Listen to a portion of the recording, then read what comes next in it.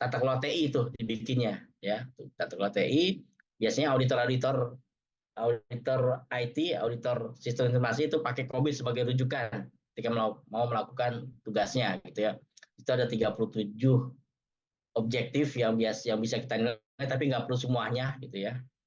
Tapi bagi manajemen juga bisa menggunakan COBIT untuk membangun sebuah kebijakan.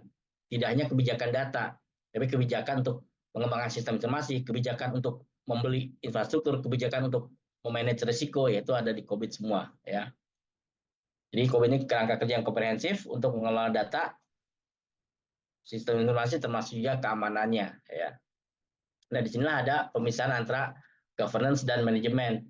Nah, itulah yang saya bawa-bawa terus tuh. Ya, karena di COVID sudah dipisahkan antara governance dan manajemen, dan saya fit dengan itu gitu ya, enak memahaminya. Maka kalau dalam konteks governance itu saya selalu membedakan dulu tuh antara governance dengan manajemen.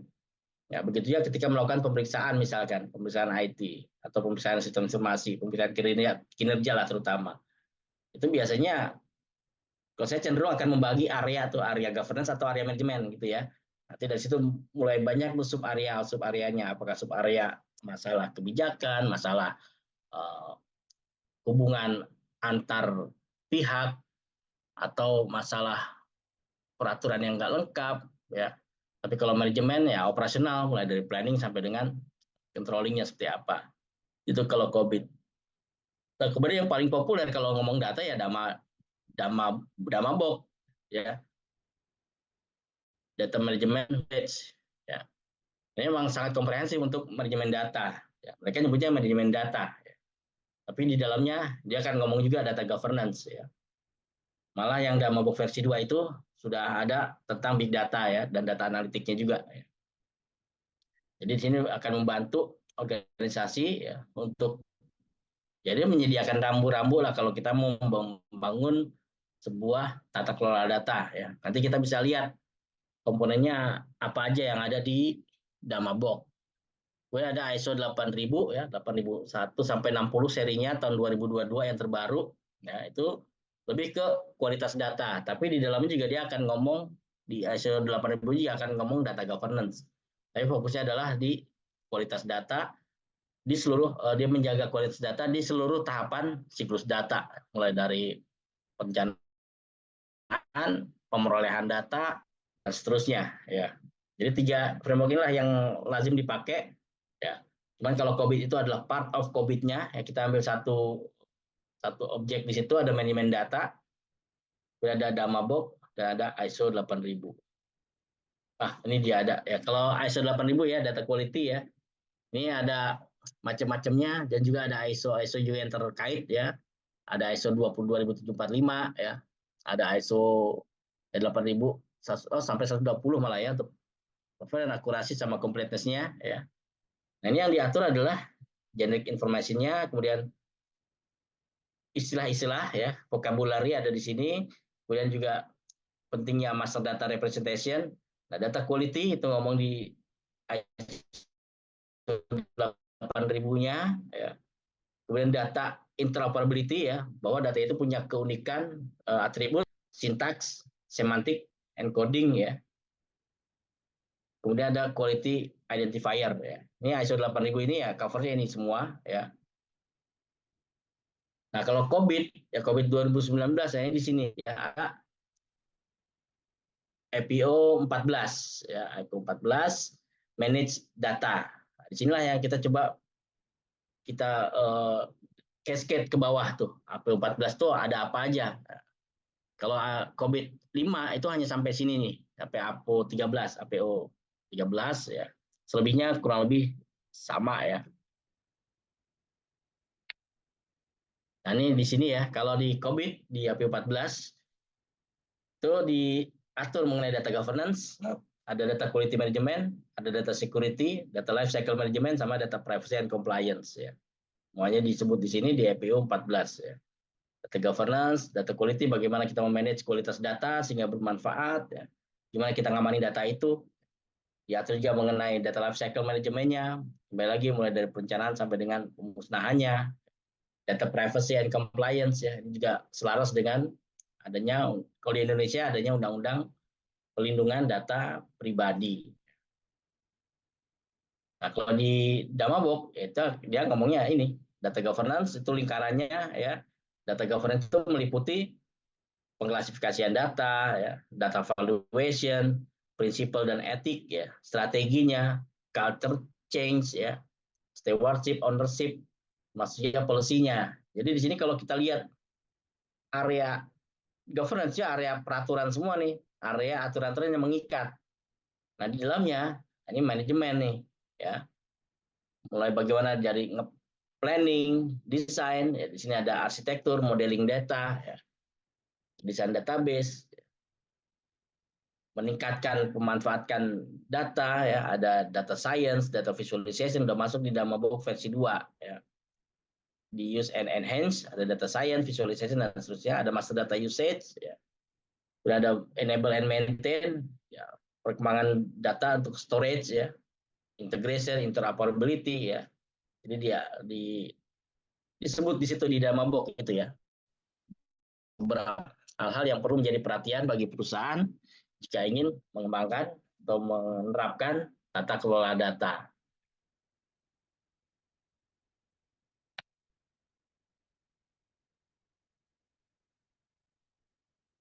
Nah, ini beberapa praktik terbaik yang biasa dilakukan itu oleh perusahaan. Ya, saya ngelihatnya di BPK ya, ketika mau membuat kebijakan tata kelola data, kita harus bikin tim tata kelola data dulu. Orang-orang yang memang punya passion di situ, punya pengetahuan di dalam terkait data gitu ya. Karena kadang ada challenge gitu ketika bikin tata kelola data. Apalagi kalau perusahaan sudah punya tata kelola TI. Ya. Nah ini kan dulu yang laku adalah tata kelola TI, TKTI itu. Ya, tahun 2000-an awal itu tata kelola TI itu. Di situ ada data di situ. Ya, tapi lama-lama data itu sudah levelnya sama, ya, udah nggak bisa lagi dihandle oleh satu tata kelola TI, ya, karena makin besar gitu ya dan butuh interoperabilitas dengan pihak luar, dituangkanlah dari TKTI itu diperluas ke dalam tata kelola data sendiri, tata kelola data yang terpisah dari tata kelola TI. Ya. Nah, kemudian nanti ke tim ini, ya, ketika sudah form bahwa kita akan mengambil komponen data dari TKTI untuk bikin data, kita harus nentuin tuh kebijakannya, ya. Oh, tujuannya seperti apa gitu ya, latar belakangnya apa gitu ya, dan harus ada juga alasannya gitu ya, kenapa pentingnya tata kelola data. Dan biasanya dari yang sudah kalau saya ngobrol dengan beberapa praktisi gitu ya, organisasi itu perlu bikin tata kelola data biasanya kalau dia sudah punya intens uh, punya apa namanya ya, interoperabilitas ya, pertukaran data, pengiriman data dengan pihak eksternal.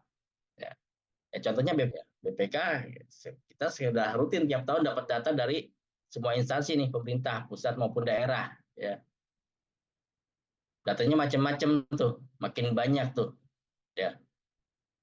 Dan makin banyak, makin banyak ada data yang rahasia, ada data atas penggunaannya, ya kita harus atur di situ. Nah, kalau pakai tata kelola TI aja ternyata sepertinya tidak cukup, terlalu berat beban tata kelola TI dalam konteks data gitu ya.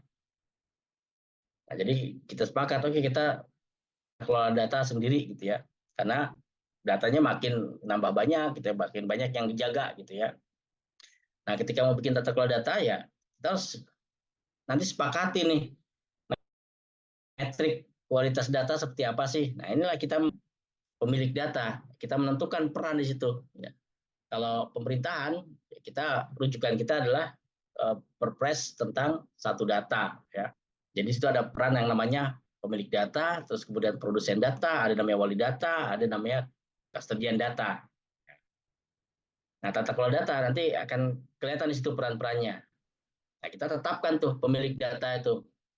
Nanti tanggung jawabnya seperti apa, ya, bagaimana kewenangan dia terhadap data, ya, bagaimana tanggung jawab dia terhadap data, ya, begitu ya dengan wali data. Nanti ada lagi yang namanya kustodian data, nyimpen data, termasuk yang ngamaninya, gitu ya.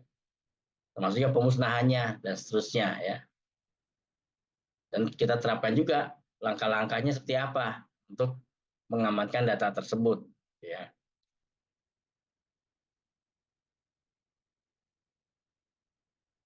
Nah, itu dari sisi konsep ya, dari konsep data governance ada framework yang bisa digunakan, bisa dari COBIT, bisa menggunakan Damabok, bisa menggunakan ISO 8000. Cuman yang paling populer ketika mau ngomong tentang data governance itu yang dipakai adalah Damabok itu, Data Management Body of Knowledge. Itu ada 11 komponen ya yang menjadi area dari data governance, termasuk di dalamnya nanti ada data management juga di situ ya. Nah, sekarang terkait practicalities ketika mau menerapkan tata kelola data, ya kita harus lihat dulu regulasi ya. Nah, data governance itu mendorong terbitnya regulasi dan harus juga mematuhi regulasi yang sudah ada, termasuk menyesuaikan regulasi yang baru terbit kemudian ya. Jadi dengan adanya data governance itu akan mendorong organisasi tetap bikin regulasi yang baru. Misalkan dengan adanya kebijakan tata kelola data, maka akan ada peran-peran, ada pemilik data, ada produsen data, ada wali data. Nah, maka perusahaan atau institusi nanti akan membentuk tuh regulasi siapa yang menjadi pemilik data, batas wewenangnya seperti apa gitu ya. Dan data governance juga harus mematuhi regulasi yang sudah ada. Ketika kita bikin tata kelola data ya harus patuh dengan kita bikin tata kelola data setelah ada satu data Indonesia. Ya kita harus mengetahui ketika bikin tata kelola data kita ya kita harus lihat bahwa SDM menyebutkan data itu harus kita siapkan metadatanya, ya kemudian harus disiapkan juga interoperabilitasnya dan seterusnya. Ya kita harus ngikutin itu. Dan termasuk menyesuaikan dengan regulasi yang baru terbit kemudian. Ya. Beberapa kementerian atau perusahaan ya sudah punya tata kelola data tahun 2000 misalnya, tahun 2020 misalnya. Tapi 2022 udah terbit Undang-Undang Pelindungan Data Pribadi dan 2024 undang-undang itu efektif ya. Karena ini tinggal ditandatanganin aja tuh peraturan pemerintah tentang pelindungan data pribadi. Nah, data governance-nya harus ikut berubah, harus menyesuaikan tuh ya. Nah, Kementerian Keuangan nanti akan menyesuaikan tuh tata kelola datanya tuh untuk data untuk bisa comply dengan undang-undang PDP ya.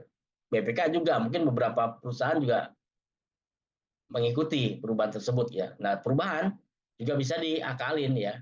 Kalau ngubah keputusan misalnya mungkin sulit ya kita tambahin pos yang akan menempel ke kebijakan datanya gitu ya. Tapi itu masih tetap dalam alur tata kelola data dalam konteks data governance. Ya.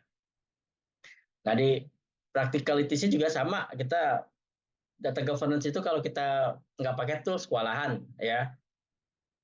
Biasanya ketika bikin data governance ya hasilnya adalah sebuah dokumen tentang kebijakan gitu ya. Tapi kalau kita nggak pakai tools untuk menegakkan kebijakan itu, ya kewalahan. Ya, biasanya tools ini akan dipakai untuk ngelola ya, untuk mengendalikan aset data di seluruh organisasi ya.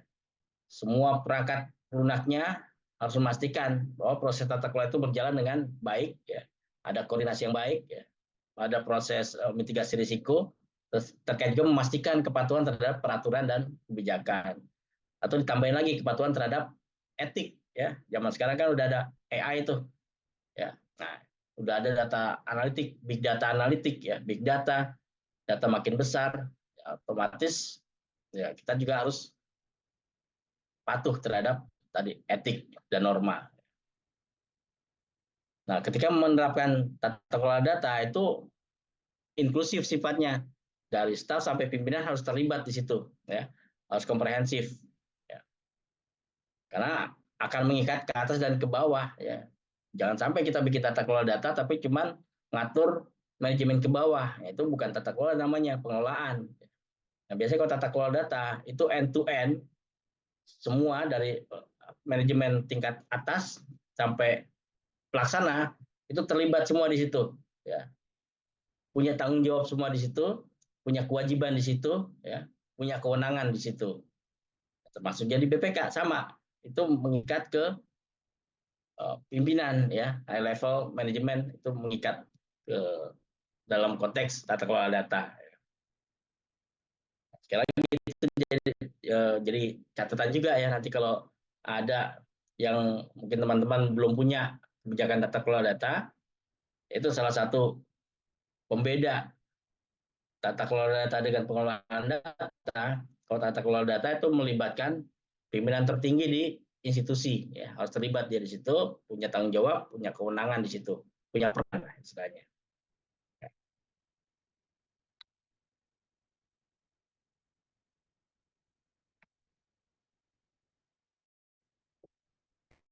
Nah, itu terkait tadi kepatuhan ya. Saya ini kalau di Indonesia, saya mungkin kembali lagi, saya di sini lebih banyak bergelut di pemerintahan ya. Jadi undang-undang atau peraturan yang muncul ya, peraturan yang pada datanya terutama untuk tetap comply dengan regulasi gitu ya. Mungkin kalau industri bank ya lebih banyak lagi kayaknya peraturan-peraturannya ya. Bank terus kemudian grosir atau fintech misalnya ya, itu akan banyak lagi aturan-aturan yang harus dipenuhi gitu ya. Kalau udah pemerintah itu ada Undang-Undang Nomor 23 ini tentang apa namanya ya, Dukcapil ya kalau nggak salah, Dukcapil ya. Itu nyebutin tuh ada data pribadi itu apa sih gitu ya. Kemudian ada Undang-Undang ITE Nomor 11 tahun 2008, Undang-Undang Nomor 27 tahun 2022 tentang apa? Tentang pelindungan data pribadi, dan Perpres Nomor 39 2019 tentang Satu Data Indonesia. Nah, inilah ketika kita membangun tata kelola data ya, ini yang jadi rujukan kita gitu ya. Kenapa perlu dirujuk? Ya, karena tadi ya Undang-Undang Dukcapil itu menyebutkan bahwa data pribadi penduduk yang harus dilindungi adalah keterangan tentang cacat fisiknya, sidik jari, iris mata, tanda tangan, dan elemen data lain yang merupakan aib seseorang. Itu disebut di pasal 84 tuh. Inilah yang data yang harus dilindungi. NIK harus dilindungi nggak? Ya nggak sebut istilah NIK itu, semua orang bisa tahu lah NIK masing-masing orang gitu ya, bukan rahasia. Yang rahasia tadi nih, keterangan ini yang harus dilindungi ya. Dilindungi konfidensial ya. Nah, kemudian di pasal 1 Undang-Undang Perlindungan Data disebutkan lagi yang teridentifikasi atau dapat diidentifikasikan secara tersendiri atau dikombinasikan dengan informasi lainnya secara langsung maupun tidak langsung melalui sistem elektronik atau non elektronik. Nah, ketika di pasal ini nggak nyebut NIK, nah di sini mau nggak mau NIK menjadi data pribadi yang harus kita jaga ya. Karena NIK itu kan kombinasi ya, kombinasi dari kode kecamatan, kombinasi tanggal lahir kita gitu ya. Dan dari tanggal lahir juga dari kode itu ketahuan kita jenis kelaminnya apa ya. Nah, itu dengan Undang-Undang 27 ya, itu masuk data pribadi nih, harus dilindungi gitu ya. Kalau di Undang-Undang Dukcapil bukan, tapi di Undang-Undang 27 kita bisa interpretasikan bahwa NIK itu adalah kombinasi ya, yang bisa menunjukkan itu adalah seseorang. Ini kita harus merubah nih ya. Cuman di sini kita harus lihat-lihat lagi. Kalau Undang-Undang 27 ini hanya ke data pribadi. Ya apa ya? Kalau perusahaan ngumpulin data atau punya data terkait orang-orang, ya itu harus diperlakukan berbeda dengan data yang lain. Ya. Misalkan contohnya ada BPK, kita punya data penerima bansos, misalkan ada NIK, ada alamat, jenis kelamin, segala macam. Nah, ya kita harus hati-hati memperlakukan data tersebut, tidak boleh bocor. Nah, kira-kira begitu ya. Dan ini harus ada apa istilahnya ya, impact analisis lah terkait data privacy impact analysis ya. Dan analisis dampak terkait data pribadi yang dimiliki oleh perusahaan ya. Nah, gimana caranya ini berubah? Kita bisa lihat di sini ya. Di Undang-Undang 27 itu memaksa organisasi untuk meninjau ulang kebijakan tata kelola datanya. Karena apa? Karena di Undang-Undang 27 itu ada peran baru lagi tuh. Ada yang namanya data processor dan data controller. Sebelumnya nggak ada. Sebelumnya di tata kelola data, praktek-prakteknya kita cuma kenal pemilik data, wali data gitu ya, data kesediaan. Ya. Ini ada Undang-Undang 27, organisasi harus punya nih siapa nanti data processor unitnya. data controller, gitu ya. Apa beda data processor, data controller? Kalau perusahaan, kalau sebuah organisasi mengumpulkan data pribadi secara langsung dari pihak pertama, itu berarti kita sebagai data controller, pengendali data ya namanya. Contohnya misalkan BPJS lah ya.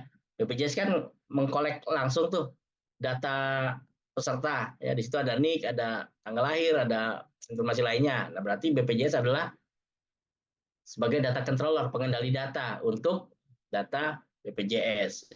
Bank juga jadi data controller tuh, karena ngumpulin langsung data nasabah ya. Dan data controller itu boleh bisa melakukan proses data tersebut, mau untuk keperluan analitik atau segala macam gitu ya. Nah, kemudian ada namanya data prosesor. Data prosesor itu dia adalah instansi yang punya data pribadi, tapi tidak diperoleh secara langsung dari individualnya, tapi diperoleh dari organisasi yang berperan sebagai data controller. Contoh misalkan bank ya, bank sebagai data controller, terus kemudian ada perusahaan lain yang memerlukan data tersebut ya, dia bisa ada nanti kerjasama tuh antara data control dengan data prosesor.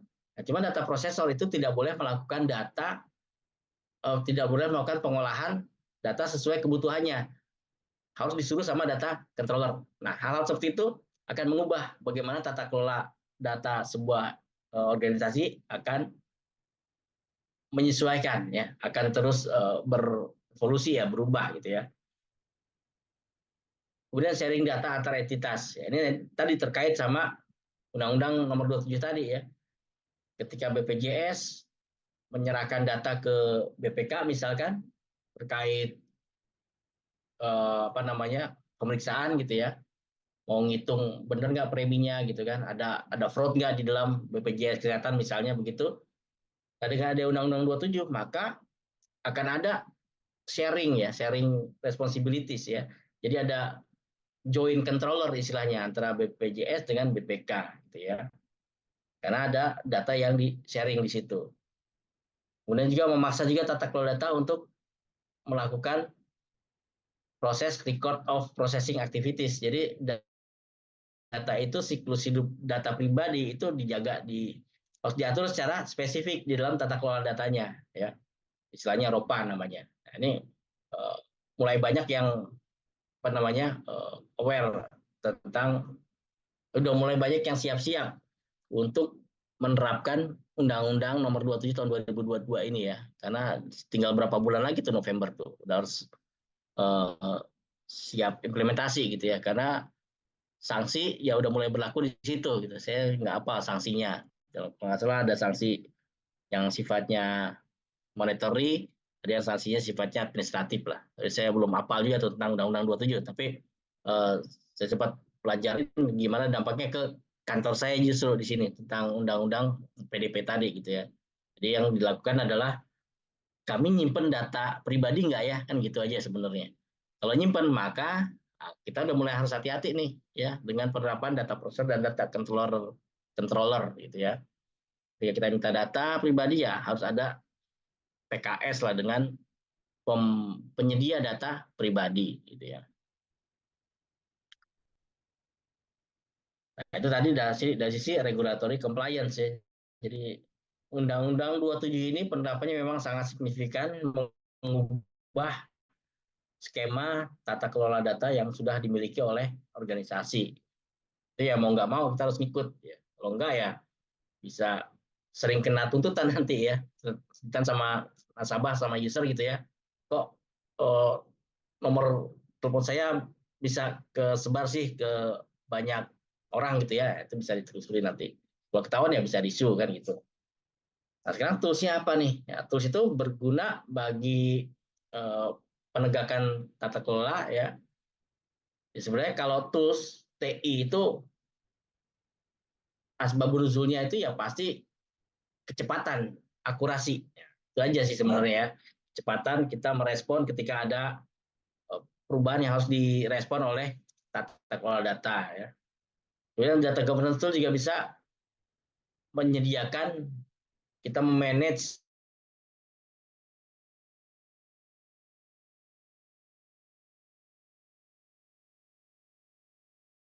kadang diperlukan metadatanya, ya, definisi, struktur, hubungan data, ya kamus data lah, kira-kira begitu ya kalau di praktek-praktek di database gitu ya. Kemudian ada data lineage tuh, dulu mungkin nggak ngeh dengan data lineage ya.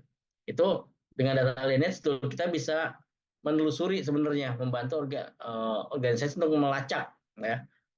Data itu kan kalau kita sudah terlibat dengan banyak pihak eksternal nih, data kita terima ya, ada data penjualan dari PTA, penjualan dari PTB, penjualan dari supplier X gitu ya, gabung jadi satu, mereka sama-sama supplier, sama-sama ngirim data tentang produk yang dijual, ya kita pasti akan gabungkan di dalam table yang sama, table yang seragam gitu kan, terus nanti diproses lagi untuk table yang lain.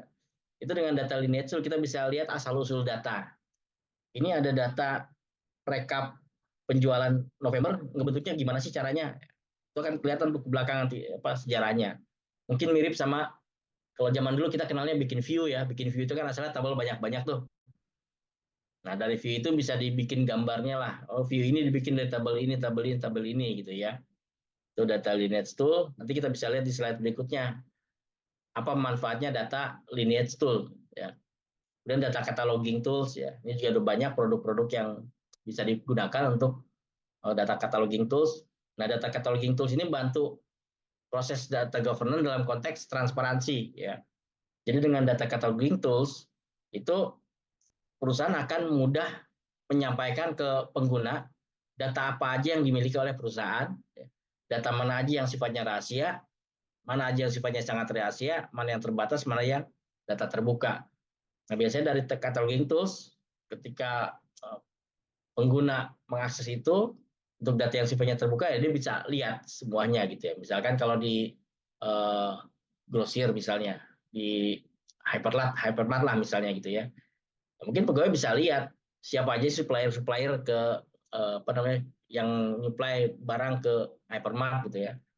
Tapi dalam data katalog ya hanya katalog aja ya, daftar daftar supplier, daftar produk, daftar apa gitu ya. Tapi untuk detailnya ya nggak akan bisa kelihatan di data katalog. Jadi membantu organisasi untuk mengatur dan mengelola aset data mereka sehingga ada lokasi yang terpusat untuk pencarian, untuk klasifikasian ya, termasuk juga di penerapan tata kelola datanya.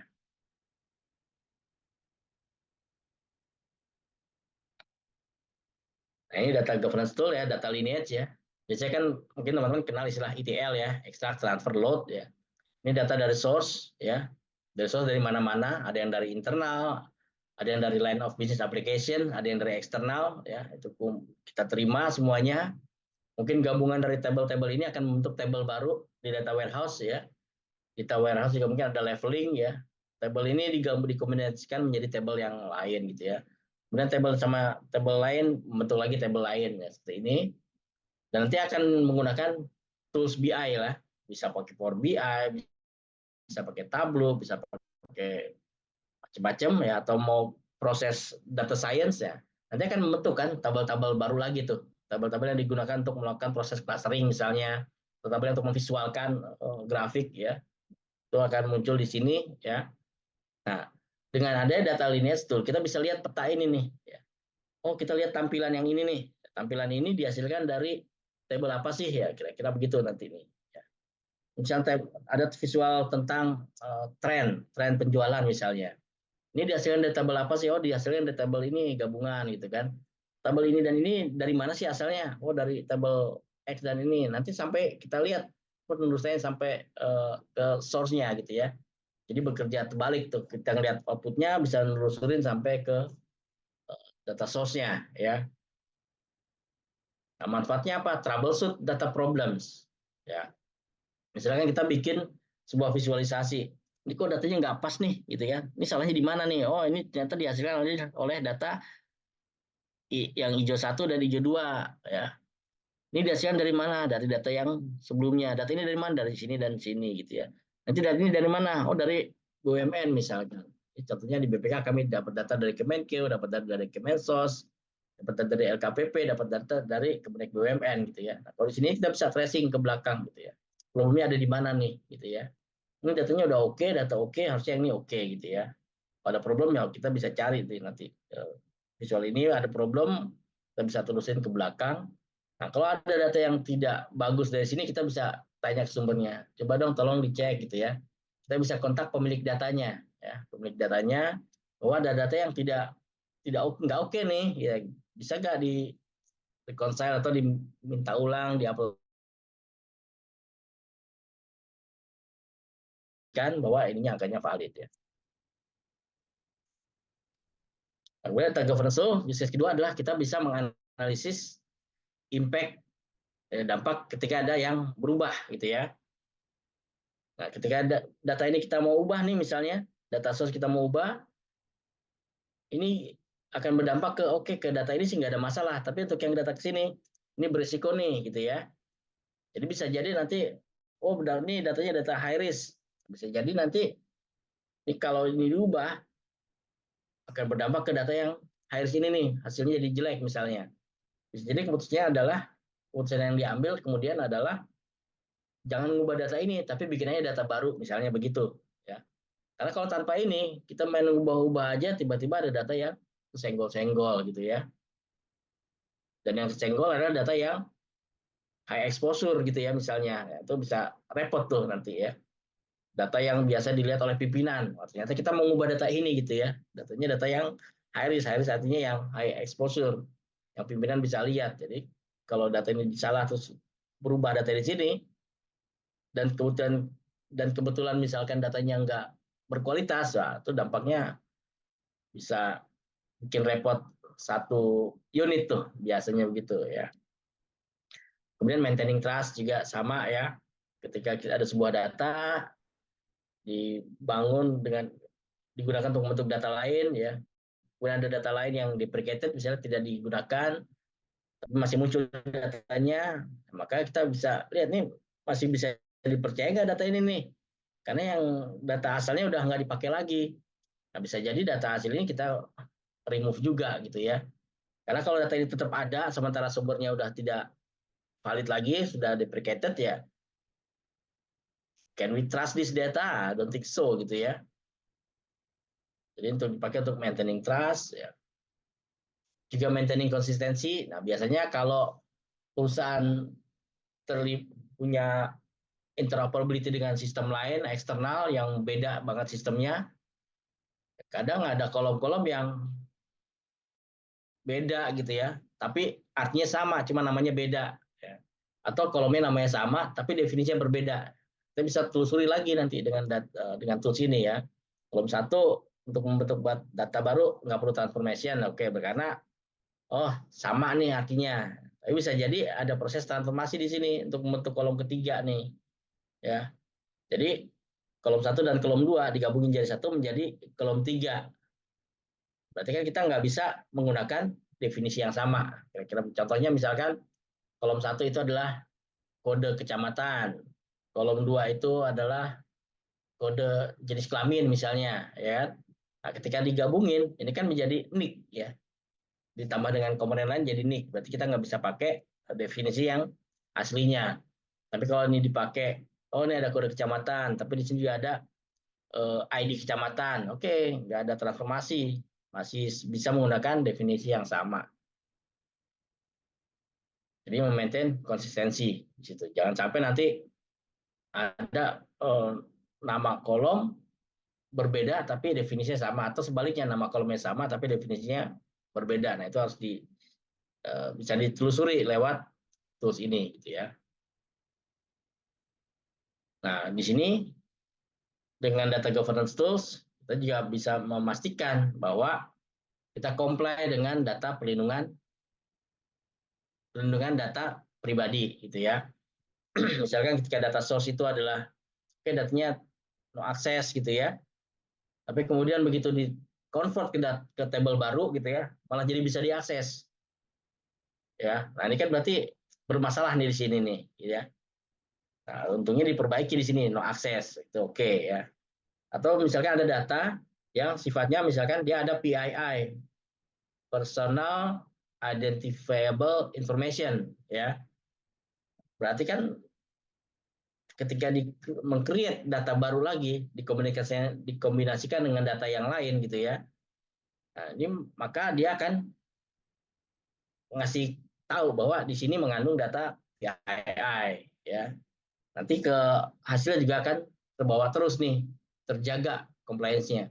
Contohnya misalkan ada data penerima bansos misalnya. Nah, itu kan ada NIK tuh, ada tanggal lahir. Ketika create table baru, itu ketika NIK dan tanggal lahir terbawa, ya itu harus ditandain juga tuh table tersebut, bahwa table itu mengandung PII. Nah, kalau mengandung PII berarti nanti ketika visual di publik, itu ada proses yang terpisah. Apakah nanti di masking atau di remove kolomnya. Jadi dengan auto tag ini kita bisa mendefinisikan tuh nanti kolom-kolom itu apakah akan di masking atau di remove. Supaya apa? Supaya comply dengan pelindungan data pribadi ya. Dan yang keenam ya ensuring efisiensi ya. Efisiensi dalam konteks penyimpanan data ya. Ketika data ini nggak boleh dihapus, berarti data yang dibentuk juga nggak boleh dihapus gitu ya. Atau datanya bisa di-delete ya dia akan otomatis bisa di-delete. Nah, ini terkait dengan ketika kita memperoleh data nih. Data ini boleh di-delete, berarti kan yang data outputnya juga harus ya di-delete ya supaya seimbang informasinya. Mungkin kalau di praktek yang dulu kita istilahnya kenal dengan cascading delete. Ketika delete induknya ya anak-anaknya juga ikut ke delete. Kira begitu konsepnya. Jadi lebih efisien di storage-nya. Nah, ini tools yang dipakai ya. Ini kalau BPK kita pakai DBT, database tools ya. Jadi kita bisa mappingin nih gambar-gambarnya nih. Data ini berasal dari mana gitu ya. Kalau ini saya ambil contoh aja, contoh dari bisa dilihat di googling lah ya. Contohnya karena kan nggak mungkin saya munculin data yang tersimpan di kantor ya, nggak boleh itu. Jadi ada data dari mana asalnya, membentuk apa, nanti membentuk data apa lagi ya. Dan kita bisa lihat di sini misalkan saya mau tahu sih revenue growth ini dapatnya dari mana sih? Oh, dapatnya dari revenue, dapatnya dari order item. Order item dia peroleh dari order items yang dari multidimensional. Ya, ini merupakan kombinasi dari table staging di supplies, staging di order sama staging di ini. Dan ini dapat dari mana? Dapat dari eksternal ya. Ini dapat dari eksternal juga. Kira-kira begitu dengan adanya data governance tool ya, khususnya untuk yang data lineage. Kita bisa lihat di sini. Kemudian ada juga yang dari Microsoft Purview ya. Kita bisa lihat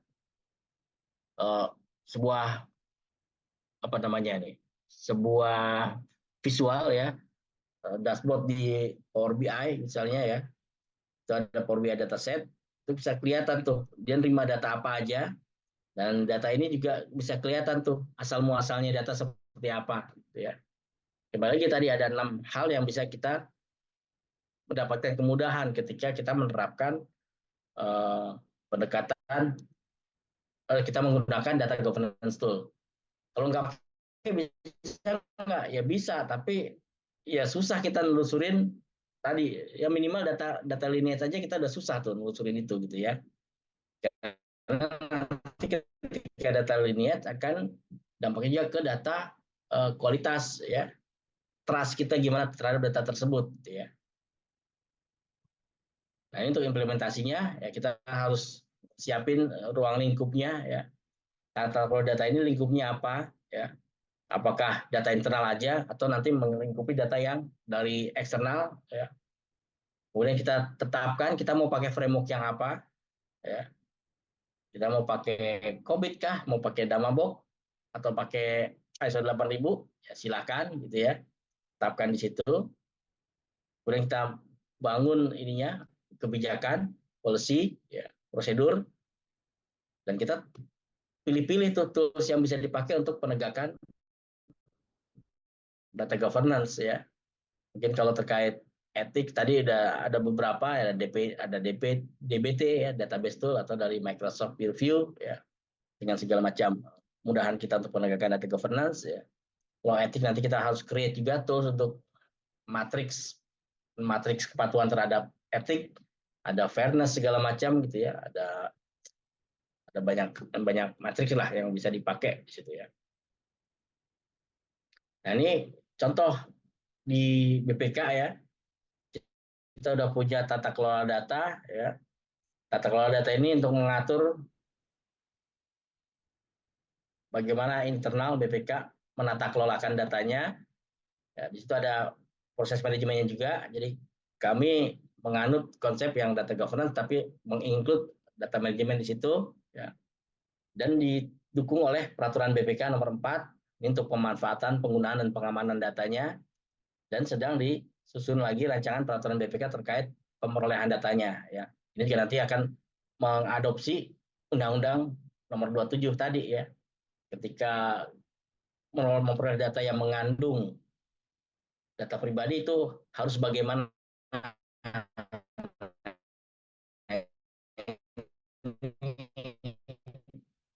Ini dampaknya apa? Supaya tata kelolanya tetap bisa berjalan ya, bisa berjalan. Dan di sini kami tidak mengubah tata kelola datanya, tapi kita create rancangan peraturan BPK. Kenapa? Karena Undang-Undang 27 itu mengatur nanti bagaimana pola BPK dengan pihak eksternal ya. Kira-kira harus seperti apa? Nah, itu yang nanti akan diatur di sini.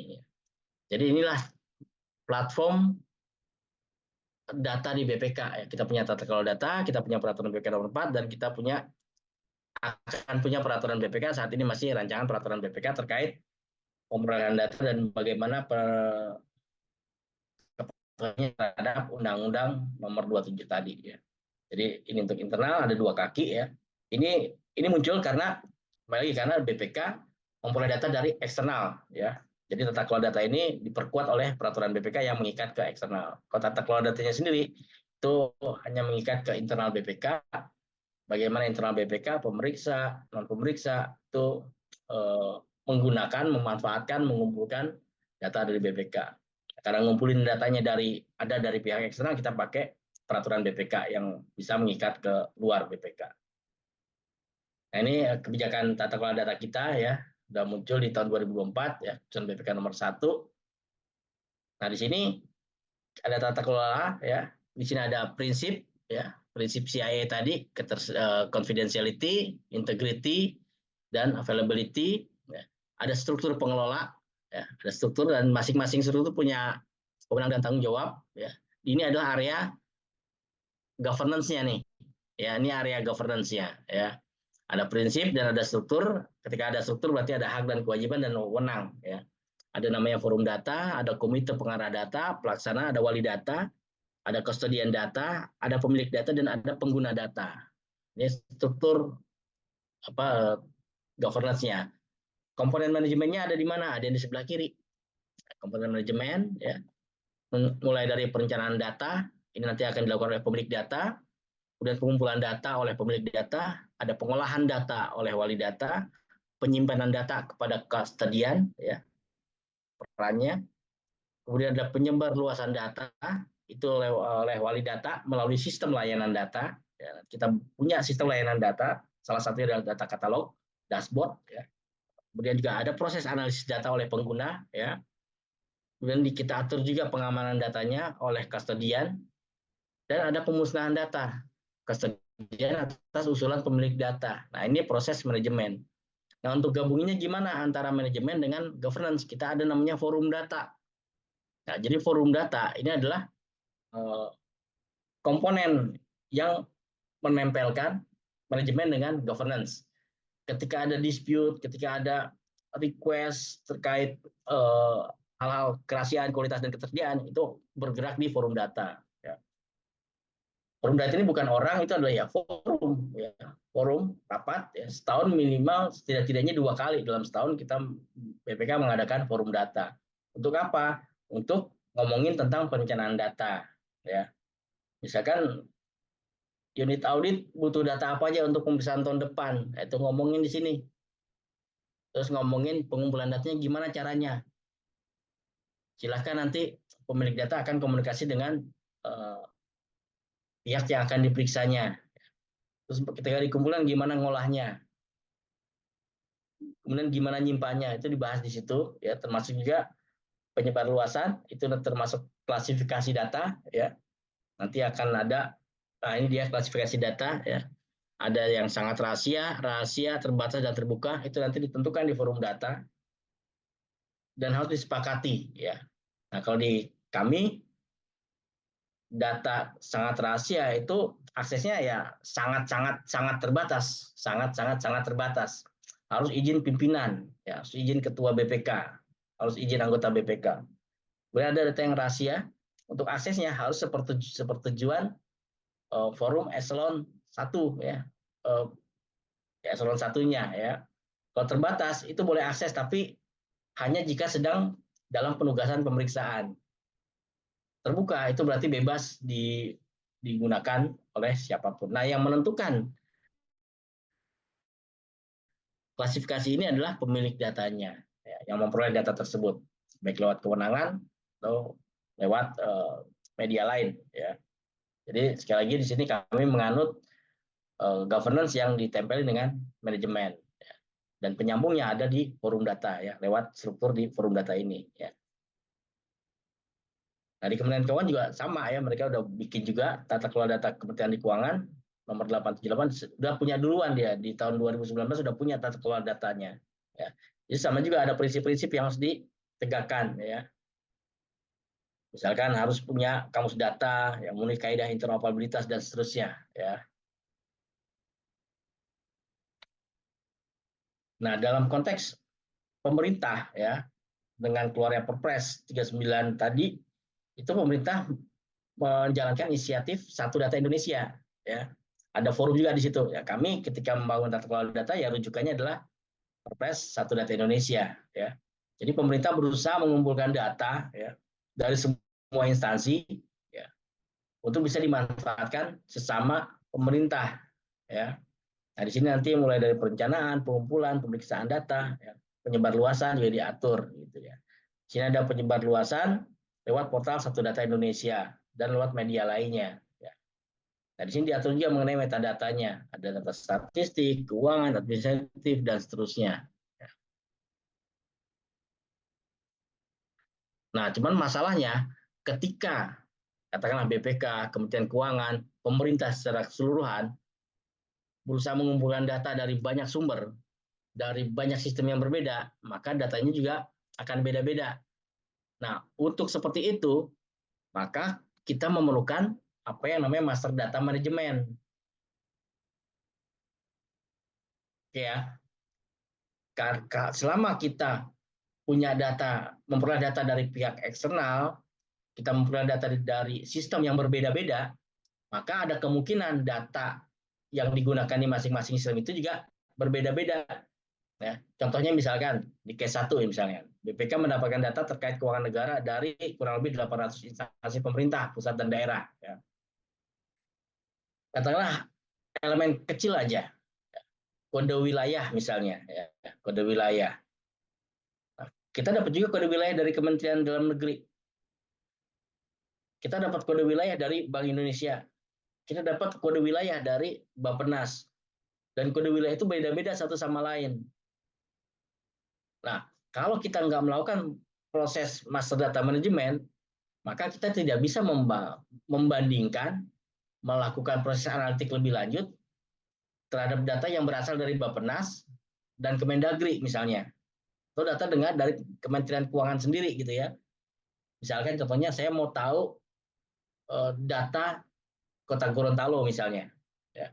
Nah, Kota Gorontalo di Kementerian Keuangan kodenya misalkan 1215 misalnya. Tapi di Bappenas kode Kota Gorontalo adalah GTO misalnya gitu ya. Nah, kalau mau bandingin kan jadi nggak bisa tuh. Yang satu kodenya gimana ya. Kalau bandingin lagi agak repot ya. Sulitan di situ kita. Bisa jadi kualitas datanya jadi nggak reliable gitu ya. Kita mau cari perencanaan adanya di Bappenas, realisasi ada di Kementerian Keuangan, mau bandingin, tapi mereka punya kode data yang berbeda, nah, itu ada itu red flag tuh sebenarnya. Oke, kita berarti perlu bikin master data management. Master data apa ya? Master data kode wilayah. Nah, BPK harus bikin kode wilayah yang dia gunakan sendiri. Jadi ketika dapat data kode wilayah dari Bappenas, ya dia akan ada proses konversi kode tersebut ke kode yang dipakai di BPK. Begitu ya dengan data yang dari Kemenkeu. Data Kota Gorontalo akan dikonvert kodenya dengan kode yang dipakai di BPK. Apakah kemudian nanti BPK create kode sendiri? Belum, tidak harus. Ya, bisa saja BPK menentukan kami akan menggunakan kode wilayah yang digunakan oleh Kemendagri. Jadi ketika dapat Kota Gorontalo dari Bappenas, kode Kota Gorontalo akan dikonvert ke kode yang punya Kemendagri. Kalau tanpa master data management itu akan ada proses yang sangat painful di situ, gitu ya. Berkali-kali kita harus mapping. Tapi kalau udah ada master data management, maka udah ada kebentuk tuh data katalog tentang kode wilayah. Jadi ketika proses penerimaan data dari Bappenas, Kota Gorontalo itu akan ada proses otomasi nanti untuk melakukan proses konversi. Begitu juga dengan data-data yang sama ya, kayak Walmart misalkan dapat data dari berbagai supplier, gitu. Dan satu data Indonesia mengumpulkan data dari berbagai instansi. Nah, untuk tiga case ini, itu master data management menjadi sebuah kewajiban. Ya, satu data Indonesia misalkan, di situ ada data tentang apa namanya misalnya jumlah penduduk lah misalnya, jumlah penduduk atau jumlah penduduk dan jumlah rumah sakit misalkan. Ya, kembali guys ya, contohin Kota Gorontalo aja tuh. Ya, jumlah rumah sakit Kota Gorontalo ya kodenya ada di Kementerian Kesehatan, punya kode sendiri tuh. Ya, Kota Gorontalo kodenya apa? KT GTO misalnya. Ya, Kota Gorontalo. Tapi jumlah penduduk di Kemendagri pakainya 1215. Nah, gimana kita bandingin jumlah penduduk dengan jumlah rumah sakit kalau data yang dipakai berbeda kode wilayahnya? Untuk itulah maka perlu ada master data management. Kalau belum ada, ya akan ada proses yang painful dan juga ada berisiko datanya tidak akurat, tidak konsisten. Ya, nah, jadi dengan master data management itu sebuah organisasi bisa menghasilkan kolaborasi yang lebih baik. Ya, pelaporannya lebih akurat dan insight yang lebih berharga ke dalam sistem informasi. Ya. Nah, master data management itu akan mendorong terbentuknya single source of truth ya, sebagai inisiatif perusahaan untuk mengelola sumber data yang beragam tadi, ya, sehingga menciptakan pemahaman yang komprehensif. Ya. Dengan ada single source of truth, kalau mau ngomong kode wilayah, oke, ambil data dari satu data Indonesia. Gitu. Nah, itu akan dipakai oleh semua instansi nantinya. Ya. Jadi semua instansi akan mampu melakukan proses analitik yang lebih akurat, ya, bisa memperoleh insight yang lebih bernilai dari data-data yang tersedia dari berbagai sumber, dari berbagai sistem yang berbeda. Nah, terkait data master data management itu akan mendorong data integrity juga sebenarnya, menjamin akurasi, kelengkapan, dan keandalan datanya. Nah, kalau data integrity itu sebenarnya sebuah function di mana parameternya adalah akurasi, completeness, dan integrity. Ketika akurasinya jelek, ya berarti data integrity-nya tidak paripurna. Data akurasinya oke, tapi nggak komplit. Ya berarti kalau nggak komplit kan akurasinya juga nggak bagus gitu ya. Berarti data integrity juga akan terganggu di situ ya. Jadi data integrity itu ditentukan oleh tingkat akurasi, kelengkapan, dan konsistensi data ya, di keseluruhan siklus hidupnya. Ya. Jadi data integrity penting untuk bangun trust di sini ya, untuk bangun trust ya, dan bangun keandalan. Ya. Nah, data integrity juga harus hati-hati, bisa terkompromis dia, bisa keganggu ya. Ada banyak cara, ada beberapa cara lah. Paling enggak ya sengaja atau enggak sengaja, itu aja sebenarnya ya. Enggak sengaja ya karena ngetik atau gimana gitu ya, salah ketik atau salah delete misalnya ya berubah di situ, atau sengaja oleh pihak luar melalui sebuah serangan misalnya ya. Ada salah entry ya, ada peretasan atau serangan cyber ya. Nah, kemudian untuk mencegah ini kita harus bisa menjaga agar data itu tetap menjamin data integrity ya, pakai tools ya, mau nggak mau ya. Ada mau pakai regular backups, data validation, access control, ya. Atau bisa juga sampai raw level security ya. data inscription, dan employee training. Nah, di sini kalau kita ngomong data integritas, sekali lagi ya ngomongnya akurasi, kelengkapan, dan keandalan, ya, memastikan bahwa data itu akurat dan konsisten. Ya. Completeness of data, ya datanya lengkap, nggak ada informasi penting yang hilang. Ya. Jadi nggak ada insight yang terlewatkan di situ. Ya. Reliability of datanya, memastikan bahwa memang bisa diandalkan dan dapat dipercaya. Ya lagi untuk proses pengambilan keputusan biar lebih pede ngambil keputusannya. Ya. Nah, di sini ancaman terhadap data integrity ya accidental data loss atau malicious attack. Accidental data loss ya nggak sengaja delete atau nggak sengaja ngubah karena ada aplikasinya yang lemah gitu ya, kontrolnya nggak terlalu kuat gitu ya. Atau dari malicious attack ada upaya-upaya untuk mengubah ya bisa dilakukan lewat situ ya. Nah, untuk menjaganya ya lewat ini aja, biasanya backup and restore. Ada jangan sampai kita backup mulu tapi ketika restore error gitu ya. Jadi pastikan untuk backup restore jalan, backup jalan, restore jadi coba sekali dua kali lah. Restore jalan, oke gitu ya. Periodical validation, cek hash macam-macam lah caranya untuk periodical validation. Terus sekarang udah banyak juga yang nawarin software untuk database encryption ya. Ini mungkin pengalaman beberapa kali data bocor gitu ya. Karena ngambil langsung dari database. Nah, dengan data encryption ya database keambil orang pun yang nggak akan bisa dibuka gitu ya. Jadi mungkin bisa dibuka tapi butuh butuh effort yang sangat mahal ya mungkin begitu maksudnya database encryption. Decryptnya apa ya pakai ya itu yang dia jual gitu ya. Jadi database SQL Server atau Oracle gitu ya. Kalau kita query biasa pakai SQL Developer, kita select bintang from table ya munculnya data yang terencrypt ya. Untuk membukanya kita harus pakai software gitu ya. Jadi ada software yang nempel di database tersebut. Ya. Nah, mungkin itu materi yang bisa saya sampaikan hari ini dalam 1,5 jam. Mungkin selanjutnya saya udah bisa mulai tanya jawab ya. Ya, betul banget, Pak Pinky. Terima kasih atas pemaparan materinya. Untuk Bapak Ibu yang ingin mengajukan pertanyaan, Bapak Ibu bisa aja langsung raise hand atau langsung aja diketik di kolom chat. Seperti itu. Baik, Bapak. Oke, mungkin saya lihat yang di chat dulu Ya, kali ya. boleh, boleh. Nah, Oh, ini ini, ada yang raise hand juga atas nama Bapak Arif Kunto oh Wibisono. ya boleh. Ya, Oke, oke. boleh langsung Yang diajukan resen dulu deh kalau pertanyaannya. gitu. Oke, siap. Selamat malam Pak Pinky, apakah suara saya terdengar Pak? Terdengar, jelas. Ya, izin Pak, nama saya Arif, saya dari BPK Perwakilan Provinsi Bali Pak. Izin saya memang udah ngikutin Pak Pinky terus, cuman belum sempat ini. Pak, terkait dengan apa yang Bapak sampaikan ini, karena saya pemeriksa Pak, jadi mungkin pertanyaan saya itu berkaitan dengan data governance dan ke pemeriksaan juga Pak sebagai pemeriksa gitu.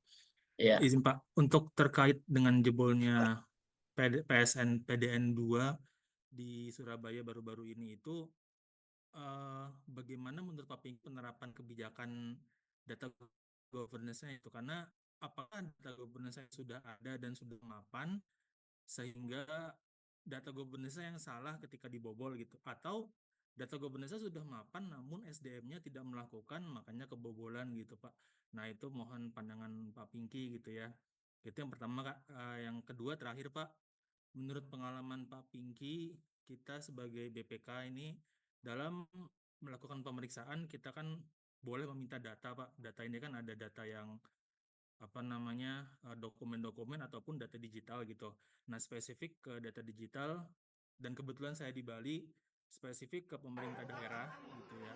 Untuk data digital ini ketika kita minta dan kemudian tidak available datanya, apakah itu bisa menjadi temuan gitu Pak? Ataukah bisa kita telusuri sampai ke kebijakan data governance-nya gitu Pak? Karena itu kan terkait dengan bagaimana availability data punya pemerintah daerah gitu Pak. Kira-kira seperti itu Pak pertanyaan saya, mohon pencerahannya Pak. Terima kasih. oke, siap. Terima kasih, Pak Arif. Ini saya lagi di Bali nih. Oh iya Pak, saya tadi ketemu Pak Gunarwanto, ada. Oh, ya, tapi beda beda tim. Oke, terkait PDNS 2 yang bobol kemarin ya. Jadi kalau dari sisi NSPK-nya bagus, NSPK-nya bagus gitu ya. Ya pengamanan ada, tapi kembali lagi yang kelihatan di luar itu kan kok bisa sih masuk ke dalam server gitu ya. Kalau ini kecenderungannya itu ada masalah di pengamanan ya. Gampangnya adalah pengamanannya kurang kuat karena pengamanannya masih konvensional, hanya modal login password ya kan. Passwordnya ketahuan ya udah gitu kan. Nah, mungkin kedepannya harusnya mulai menerapkan MFA ya, seperti yang sudah diterapkan di BPK ya. Nah, dengan ada MFA nggak cukup dengan password aja. Oke, password ketahuan nggak apa-apa sebenarnya sekarang bagi pegawai BPK karena ada MFA. HP-nya kita yang pegang gitu kan. Paling kita tahu, oh ada yang nyoba akun kita nih. Karena tiba-tiba ada notifikasi di HP kita. Kalau kita nggak merasa melakukan itu ya kita ignore, kita nggak approve kan gitu. Nah itu kita udah paham, itu kita udah terapkan lebih dulu gitu ya. Jadi di konteks BPK ya relatif lebih aman. Benar-benar itu bisa diterapkan di PDNS ya harusnya ya terkait multi-factor authentication. Kemudian ketika audit minta data digital tapi nggak ngasih karena apa? Jangan ujuk-ujuk nggak ngasih data jadi temuan. Karena kan bisa jadi nggak ngasih karena nggak bisa atau karena nggak ada kan gitu. Kalau nggak bisa ya ditulis kenapa nggak bisa gitu. Jangan sampai gara-gara nggak bisa data kita jadi nggak bisa ngaudit. Kan kalau ngaudit data digital itu kan tools ya, pasti ada data yang non digital. Ya mau nggak mau kerjaan auditor memang lebih berat. Itu aja sebenarnya ya. Kita auditor kan minta data elektronik karena biar kerja lebih gampang, bisa pakai Excel, bisa pakai apalah tools yang kita gunakan gitu ya. Tapi nggak serta-merta nggak jadi temuan. Tapi kalau nggak ngasih data bukan karena nggak bisa, tapi karena nggak mau, nah kan ada surat kuning itu kan tidak bersedia memberikan data gitu. Itu aja sebenarnya konteksnya ya, Pak Sarip. Izin Pak, satu dikit lagi Pak. Ya. Untuk PDN 2 ini menurut Bapak apakah kita sebagai BPK perlu masuk untuk mengaudit Pak? Terakhir Pak itu Pak. Terima kasih Pak. Saat ini kalau nggak salah sedang di assess oleh BPKP kalau nggak salah ya. Jadi kan kita nggak boleh bareng-bareng. Nanti hasil BPKP ketika kita bisa minta kan hasil asesmennya. Sehingga saya sekarang sedang di oleh BPK, sedang di review oleh BPKP. Kalau di audit ya di audit, malah dalam konteks transformasi digital nasional itu ya perlu pemeriksaan kinerja gitu ya, nggak cuma PDNS doang, tapi SPBE dan juga Satu Data Indonesia. Nah, itu perlu di audit gitu kan. Udah 10 tahun sampai mana sih kerjaannya kan gitu kira-kira. Ya.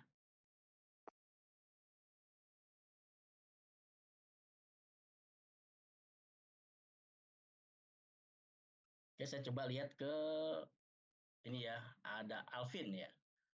Alvin nanya, apa perbedaan kerangka kerja COVID dan kerangka kerja SPBE? Kalau COVID itu kerangka kerja untuk membangun sistem informasi secara keseluruhan, enterprise class ya, mulai dari governance-nya sampai dengan operasionalisasinya, monitoring, evaluasinya gitu ya. Nah, sementara kalau kerangka kerja SPBE itu dibangun berdasarkan enterprise arsitektur. Nah, dibedakan nih. Kalau COVID dia nggak ngeliat bisnis proses, dia akan ngeliat komponen-komponen mana aja yang relevan dalam pengembangan IT. Ada 37 atau 42 control objektif terkait IT. Manajemen ketika mau membangun solusi sistem informasi itu bisa pakai COVID ya. Tapi kalau SPBE kebetulan pemerintah dalam hal ini Kemenpan RB ya, komandannya itu SPBE, dia membangun arsitektur SPBE menggunakan pendekatannya TOGAF. Nah, di TOGAF itu ada 4 layer, membaginya berdasarkan layering. Arsitektur bisnis, data, aplikasi, dan teknologi. Kemudian dimodifikasi, ada arsitektur visi, ya, bisnis, data, aplikasi, teknologi dipecah lagi jadi arsitektur layanan dan arsitektur keamanan. Ya, jadi ya bedanya di situ. Nah, kalau bagaimana nentuin framework yang cocok untuk digunakan, Kalau pemerintah ya mau nggak mau ngikutin SPBE, ngikutin Kemenpan RB. Harus bikin based on TOGAF supaya bisa comply, supaya rating SPBE-nya tinggi. Pakai COVID bisa nggak bisa gitu, tapi nanti pada saat penilaian SPBE gimana? Kalau pemerintah ya, tapi kalau private bebas, mau pakai COVID bisa, mau pakai TOGAF bisa gitu ya. Tapi konteksnya ini kalau SPBE itu dalam konteks enterprise arsitektur. Di dalamnya ada arsitektur data. Nah, disitulah data governance masuk. Ya, jadi lebih lengkap nih SPBE maupun COVID itu lebih lengkap dari sekedar data governance. Kalau COVID ada juga data governance-nya di APO 14 ya, di acquire, purchase, operational itu di di level manajemen data ya. Kalau di SPBE data governance maksudnya di arsitektur data. Ya, kira-kira menjawab nggak, Mas Alvin? Kalau menentukan framework yang cocok, kita lihat lagi. Kalau kita pemerintah, ya ikutinlah kerangka kerja SPBE. Tapi kalau private lebih bebas.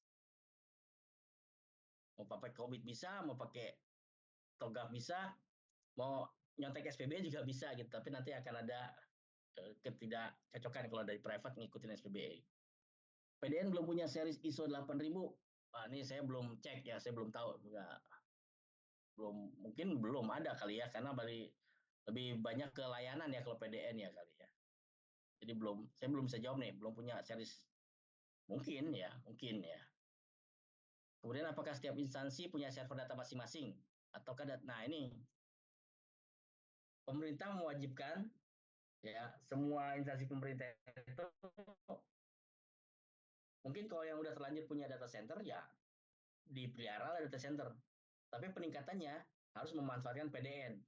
Gitu himbauannya. Ya. Jadi kalau punya ya masih punya. BPK, Kementerian Keuangan itu punya server sendiri di data centernya.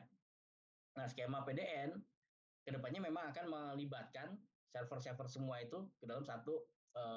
Jadi PDN itu bukan satu yang di maintain Kominfo, enggak. Nanti akan ada PDN yang ada di BPK, di Kemenkeu ya. Begitulah kira-kira nanti simpul-simpulnya gitu ya. Kalau himbauannya emang harus di PDN, data center kita. Hilman, PDN postingnya ke Telkomsel kalau nggak salah. Ya mungkin itu bisa dilihat di googling. PDNS itu adanya di mana sih gitu ya? Ya masih pakai Telkom ya.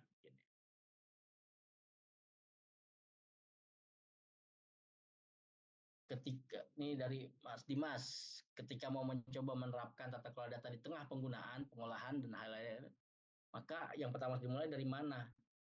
Jadi ya tata kelola data itu tidak harus di depan ya. Proses pengolahan data sudah berjalan, ya kita mulai merapikan lewat apa? Lewat tata kelola data. Ya mulai dari mana? Bentuk tim dulu untuk merumuskan kenapa kita perlu bikin tata kelola data. Misalkan pada saat di tengah jalan proses penggunaan pengolahan mulai berasa kerumitan, udah mulai berasa painful untuk menata data yang scattered semuanya. Oke, kita kayaknya perlu deh ini membangun tata kelola data supaya apa? Supaya datanya lebih optimal dimanfaatkan oleh organisasi gitu ya. Jadi yang pertama ya bikin tim, tentukan tujuannya, latar belakang kenapa, hasilnya bikin naskah akademis lah, kenapa kita perlu menerapkan tata kelola data. Ya. Mungkin apakah selalu perlu? Ya plus minus ya, karena menerapkan tata kelola data itu nggak gampang. Ya. Kalau perusahaannya masih ya datanya nggak ada data eksternal yang ngumpul, masih data internal ya mungkin kita awali dengan integrating data aja. Mungkin kan di beberapa praktek di swasta maupun di pemerintah juga masih ada yang data SDM sendiri, data keuangan sendiri, data core-nya sendiri, data apa sendiri gitu ya. Masing-masing punya nomor pegawai, masing-masing sistem punya data pegawai misalnya. Nah, itu kita bisa mulai untuk mengatur itu dulu, mengintegrasikan data tersebut ya. Kira-kira begitu ya. Ini sharing data antar entitas, bagaimana cara menerapkan controller yang efektif dan benar. Ini dalam konteks Undang-Undang Nomor 27 ya. Mas Ilham Kurniawan.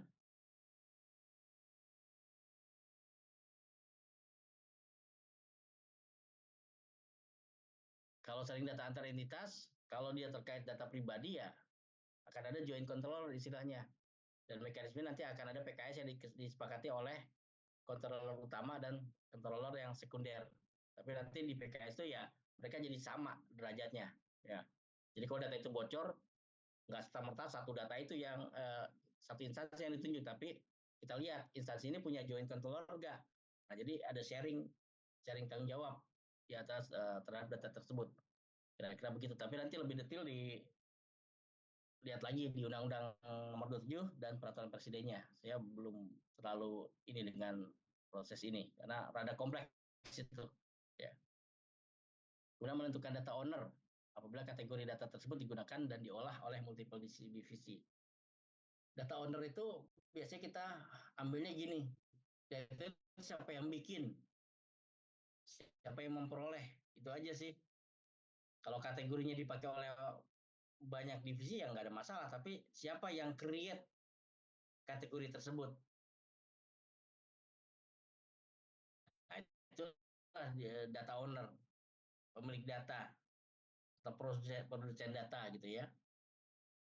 Atau ada unit yang dia memperoleh data dari pihak luar, dari public domain misalkan. Ya otomatis dia bisa kita tetapkan sebagai data owner atau pemilik data karena dia yang punya data, dia yang memperoleh data tersebut. Masalah itu kemudian diolah digunakan oleh multiple division, itu tergantung kesepakatan nanti di forum data kalau punya mekanisme forum data gitu ya. Apakah si pemilik bersedia datanya di-share, dibagi pakaikan oleh unit lain, nah itu bisa disepakati.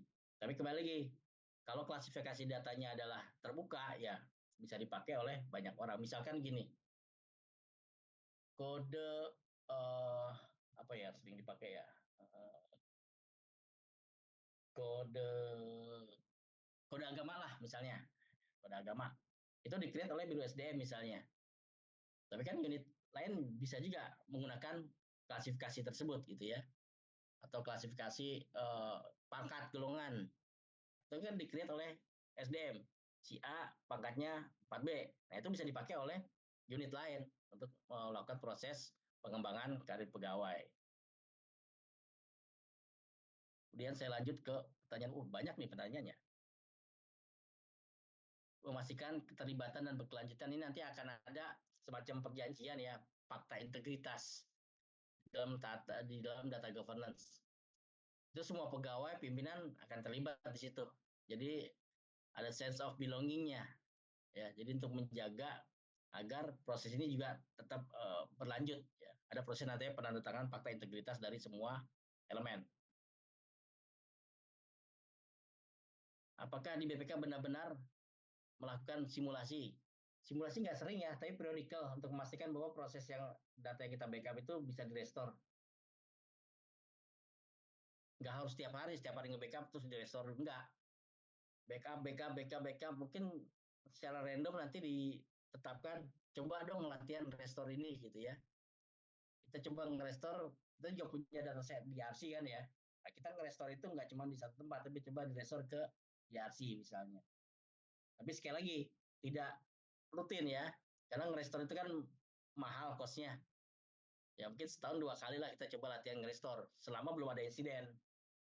Karena ketika satu kali restore, oke berhasil, berarti backup berikutnya ya dengan proses yang sama harusnya nggak ada isu, gitu kira-kira begitu.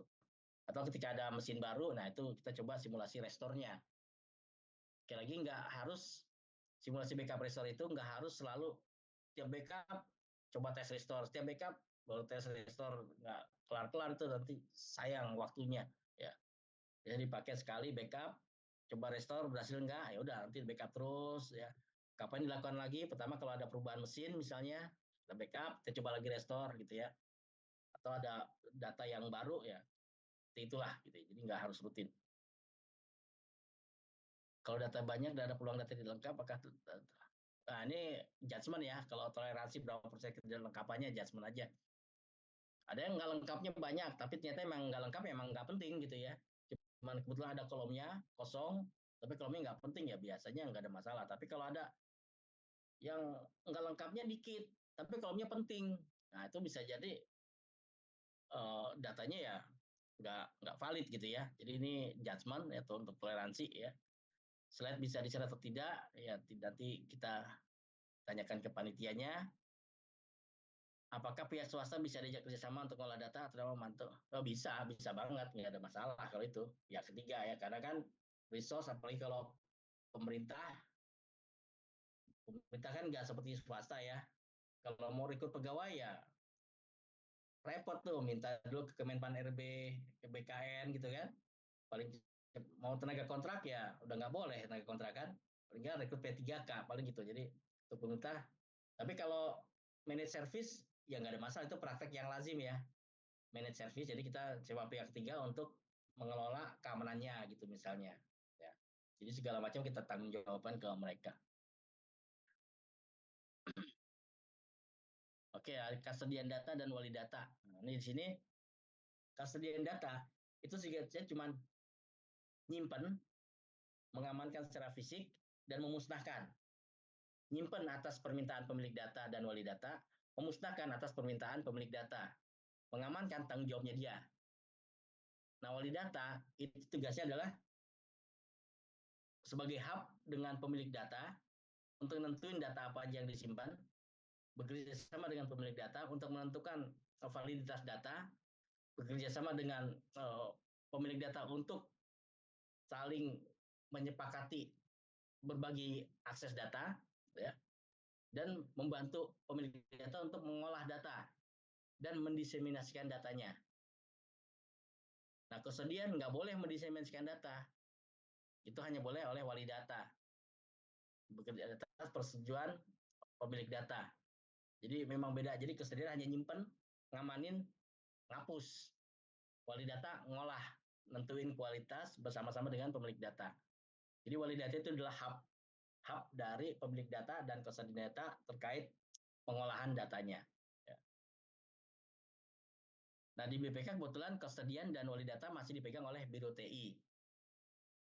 Kesediaannya adalah di bagian pengelola infrastruktur dan jaringan. Untuk wali datanya ada di bagian dukungan pemeriksaan dan manajemen kinerja TI. Ya. Jadi dipisah satkernya.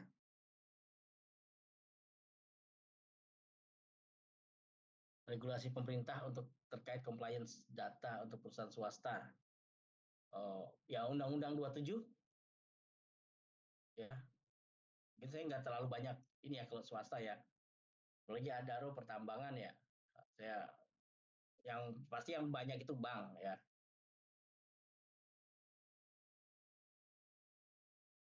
Mungkin perusahaan masuk bursa hanya itu ada compliance data di situ kan, kalau nggak salah. Secara rutin harus diperiksa IT-nya. Kalau di bank ya harus diperiksa oleh OJK. Ingat saya yaitu ada terkait compliance TI, tapi di dalamnya ada data juga di situ. Ya.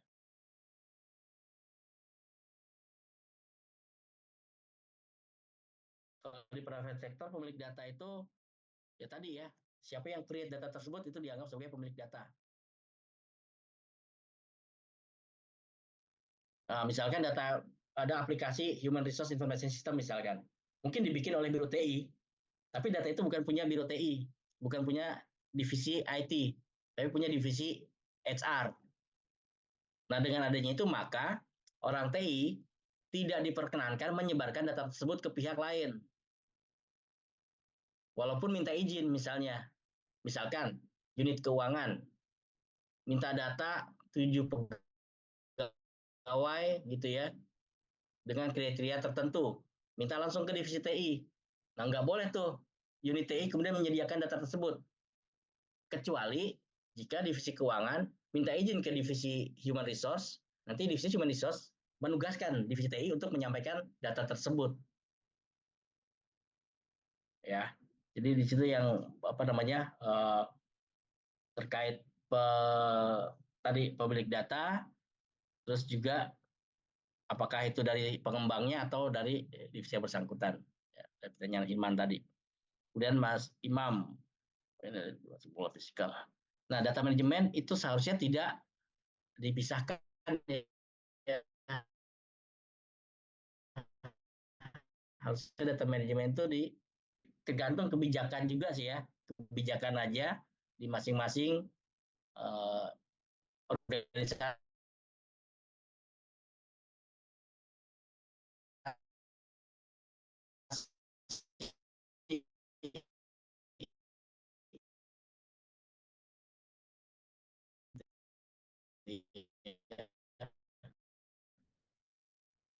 kalau di ada perusahaan yang sulit dapat resource SDM.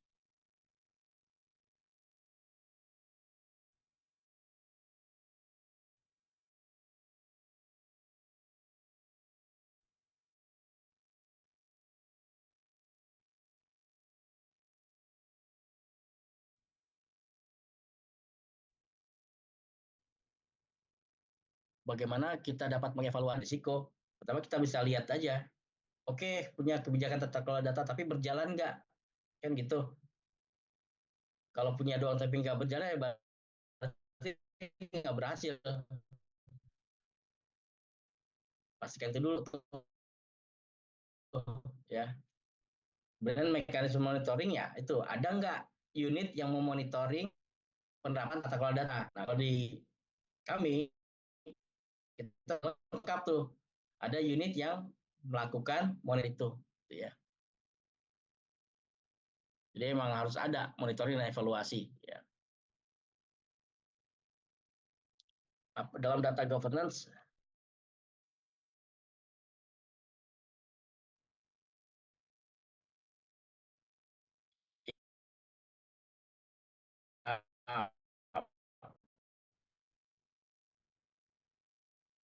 tergantung kebutuhan, ya. Kalau kita kan dihimbau untuk menyumbang data ke Satu Data Indonesia, ya. Itu bisa aja ada wali data untuk keperluan SDI. Ada di satu kementerian misalkan wali data untuk keperluan SDI. Dia itu bukan dipegang oleh unit TI misalnya, tapi ada wali data internal yang untuk keperluan sirkulasi data di internal kantor doang. Jadi mungkin saja nggak ada masalah di situ.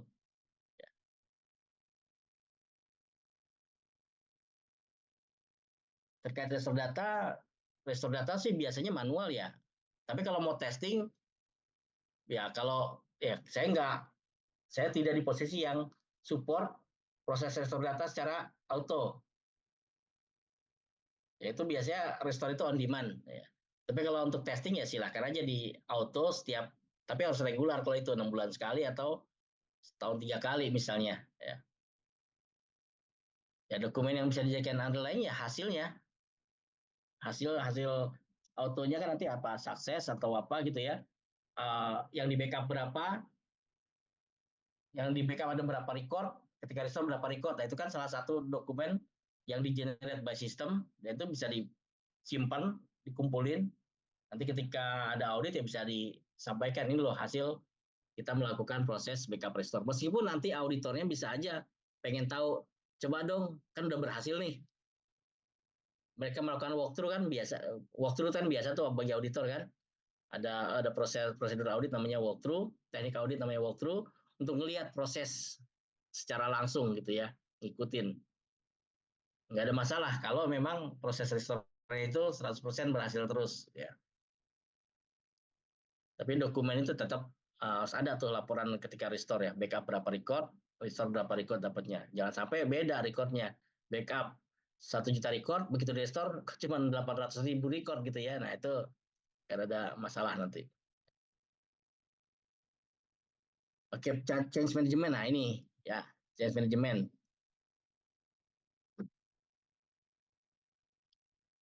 Change management kita bisa lihat dari kacamata change management meliputi keseluruhan enterprise, ya. Data governance juga meliputi enterprise. Nanti akan ada irisan di situ. Nah, kapan data governance memerlukan change management? Ya ketika ada perubahan yang signifikan terhadap cara pegawai mengakses data, yang tadinya sebelum ada data governance dia bisa aja akses terus minta data ke siapapun boleh gitu kan, tapi dengan ada data governance sudah ada kebijakan, sudah ada pembatasan segala macam, nggak bisa lagi seperti dulu. Nah, itu ada proses change management yang harus ngikutin. Kan kalau change management targetnya adalah orang ya. Ketika ada perubahan akibat adanya kebijakan baru, nah change management akan support di sisi orangnya gitu ya.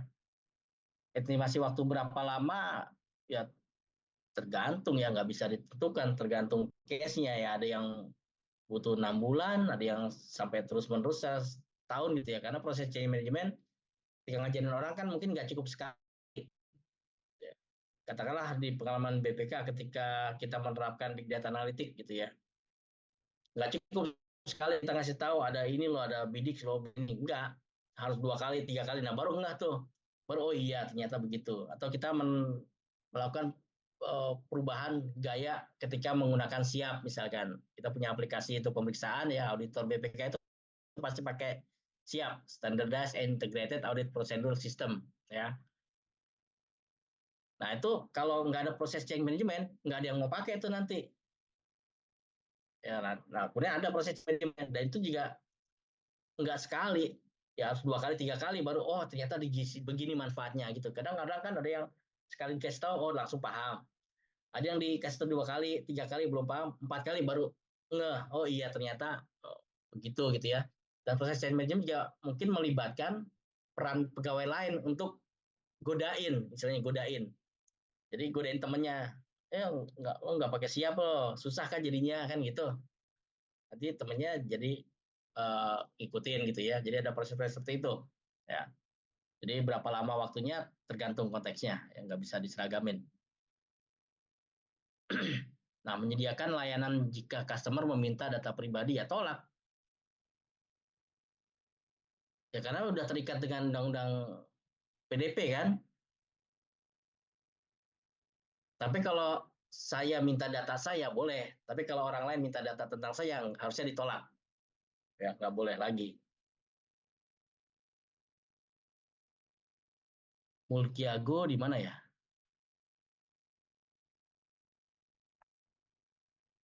Mulkiago yang mana ya?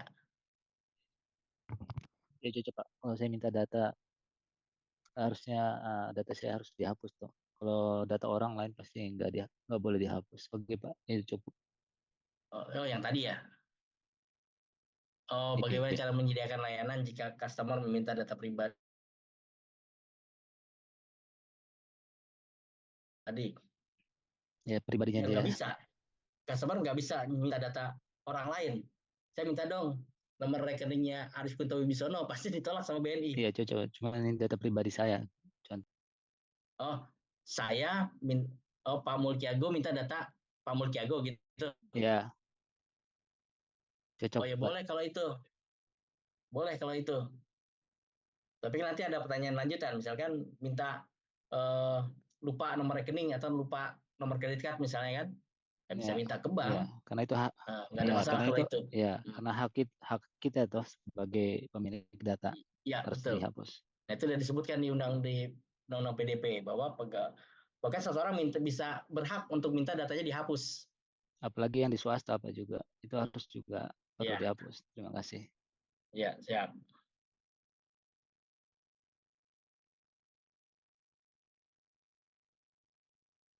Oh boleh, Mas Adi, wali data internal bisa lebih dari satu, boleh sesuai kebutuhan.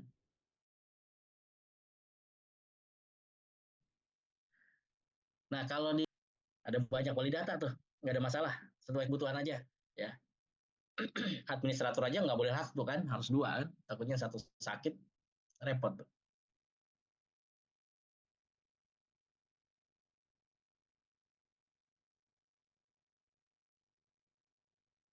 Oh, data governance officer itu orang yang dikasih tanggung jawab untuk menjamin data governance itu berjalan. Nah, kira-kira begitu.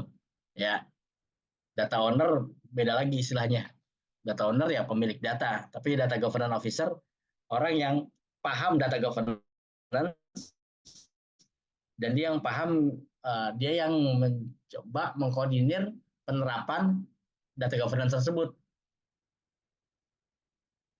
Di beberapa kasus bisa aja data governance officer diampu oleh wali data. Pak Pinky maksudnya data protection officer. Oh, Ah, data protection officer iya, dalam konteks jadi kan PDP, Undang-Undang 27. Ya, itu masih PR. Banyak yang coba, apa istilahnya, yaitu, karena di data governance, nggak ada tuh data protection officer. Nah, itu ada gara-gara Undang-Undang PDP kan. Nah, nanti siapa yang ditugaskan ya itu tergantung, itu bisa aja wali data ditugaskan untuk sebagai data protection officer. Itu bebas aja sih sebenarnya, tapi nanti ada kualifikasi tertentu untuk menjadi data protection officer. Itu harus lihat nanti peraturan pemerintahnya tentang penerapan dengan PDP ya, Mas Adi ya. Pak Miki boleh boleh melanjuti pertanyaan yang barusan. Jadi pertanyaannya itu apa sih peranan data governance terhadap undang-undang PDP di mana di suatu perusahaan itu sudah ada juga nih DPO-nya, di mana DPO itu memang bertugas secara spesifik ya untuk data privacy. Iya. Sedangkan di data governance itu sendiri, di dalam framework dalamnya itu ada data privacy juga. Nah, bagaimana kita supaya nih pekerjaan yang kita lakukan ini tidak redundant gitu loh. DPO melakukan assessment juga misalnya, Iya, kayak gitu-gitu sih kurang lebih, Pak. Terima kasih. iya, iya. Itu pernah itu sekali lagi muncul terminologi baru ya, tapi dijalankan oleh siapa, oleh wali data pun nggak ada masalah. Karena kan ada role yang memang harus dipisah dan ada role yang bisa digabungkan. Nah, kalau menurut saya sepertinya data protection officer dalam konteks data governance itu bisa diampu juga sekalian oleh wali data. Karena kan wali data salah satu tugasnya adalah mendiseminasikan data. Nah, ketika dia juga sebagai data protection officer, dia lebih lengkap. Ketika dia mendiseminasikan data, dia akan refer ke apakah data yang di-share itu mengandung data pribadi atau tidak. Jadi masalah itu kembali lagi diserahkan ke institusi, ya. Oke, Bisa digabungkan perannya atau mau dipisah kalau memang ada spesifik. Apalagi kalau instansi tersebut ada sebagai data controller. Biasanya kalau instansi sebagai data controller itu akan dipisah tuh, akan ada data protection officer sendiri. Nah, dalam konteks data governance ya itu akan ya rujukannya ke situ. Rujukannya data governance, ada data protection officer dalam konteks mengikuti undang-undang PDP. Dalam konteks data governance itu adalah perluasan dalam konteks pengamanan data di siklus data life cycle. Ya. Oke, terima kasih banyak Pak Pinky.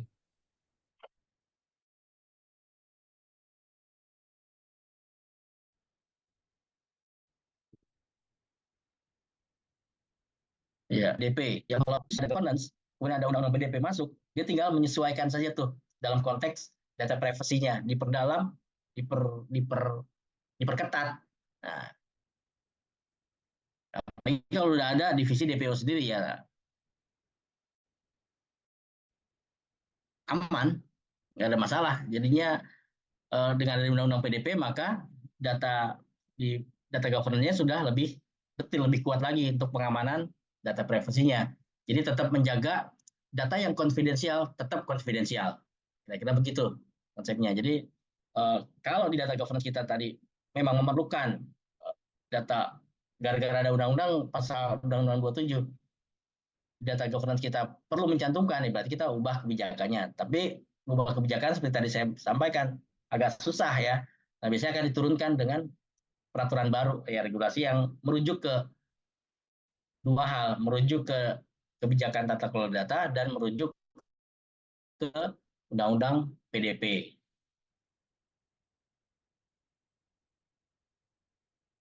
Jadi kembali lagi disesuaikan dengan kebutuhan dan seberapa fit dengan kapasitas organisasinya terkait penerapan undang-undang PDP terhadap data governance yang sudah tersedia. Nah, sepertinya pertanyaan yang di chat sudah terjawab semua. Saya kembalikan ke MC, ke Mbak Resi, silakan. Oke, baik, terima kasih banyak Pak Pinky atas pemaparan materi yang baru saja selesai dilakukan pada workshop malam hari ini. Dan tidak terasa sudah 2 jam berlalu. Tadi kita sudah sama-sama belajar banyak terkait data governance, mulai dari fundamental data governance, lalu ada regulatory compliance, lalu juga ada data government tools, hingga data integrity. Nah, semoga apa yang telah disampaikan oleh Pak Pinky dapat memberikan banyak kebermanfaatan dan juga dapat memberikan kontribusi positif bagi para peserta yang hadir pada malam hari ini. Dan selanjutnya bagi Bapak Ibu yang ingin mendapatkan materi yang tadi telah disampaikan oleh Pak Pinky, nanti di akhir sesi akan dibagikan registrasi form yang akan di sana nantinya akan ada materi yang disampaikan oleh Pak Pinky. Namun sebelumnya, izinkan saya untuk memberikan beberapa informasi. Yang pertama, jika Bapak Ibu ingin terus mendapatkan update terkait event-event terbaru dari algoritma seperti workshop pada malam hari ini, Bapak Ibu dapat langsung bergabung dengan community algoritma dengan men-scan di barcode yang tertera pada layar. Jadi nantinya di community tersebut kami akan terus memberikan update terkait event-event terbaru dari algoritma. Lalu yang selanjutnya, terkait next event yang ada di algoritma ini nanti kami akan mengadakan data science series dengan judul Data Engineering in Python Using Airflow yang akan diselenggarakan pada tanggal 28 hingga 30 Agustus 2024. Bagi Bapak Ibu yang merupakan alumni algoritma, ini eventnya free, namun jika Ibu Bapak bukan merupakan alumni dari algoritma, ini terdapat investasi sebesar 1.500.000. Seperti itu. Jadi kalau misalnya Bapak Ibu tertarik untuk mengikuti eventnya, Bapak Ibu bisa langsung registrasi di link bit.ly/dss_auk24. Seperti itu. Lalu untuk selanjutnya, pemaparan materi yang tadi telah disampaikan oleh Pak Pinky ini dapat diakses melalui feedback form yang akan ditampilkan di layar. Nah, baik. Jika Bapak Ibu ingin mengakses materinya, ini bisa saja langsung di-scan. Nanti pada akhir form itu akan terdapat link Google Drive yang berisikan materi yang disampaikan oleh Pak Pinky.